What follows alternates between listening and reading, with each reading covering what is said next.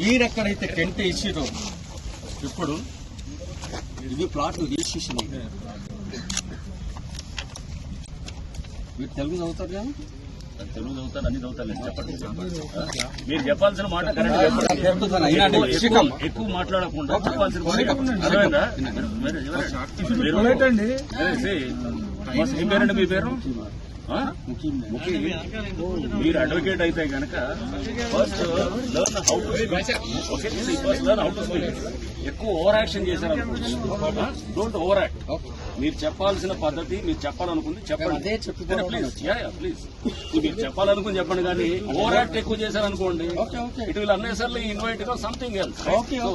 We know how to follow the law, we know how to respect the courts, we know how to follow the procedures, we know everything.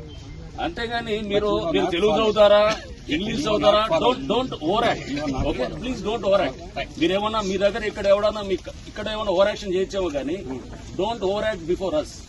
This is an institution to protect the assets of the public, right? Public asset protection wing ఇది. దీన్ని చూసేటప్పుడు మీరు నాకు తెలుగు చదువుతారా, ఈ order చదవండి, ఈ order అని చూద్దామండి. తప్పకుండా we have highest regard for the judiciary, we have highest regard for the law, both in letter and spirit. ఊరినే లా అంటే ఏదో పైన నటించే లాలు కాదు, దాంట్లో ఉన్నటువంటి గూఢార్థాలు, స్పిరిట్ ని అర్థం చేసుకుని చదివే లా గురించి మేము దాని గురించి మాట్లాడతాం. అర్థమైందా? లా అంటే spirit and also in letter. That is what will respect. Okay, first try to understand that. Okay, right. Yeah.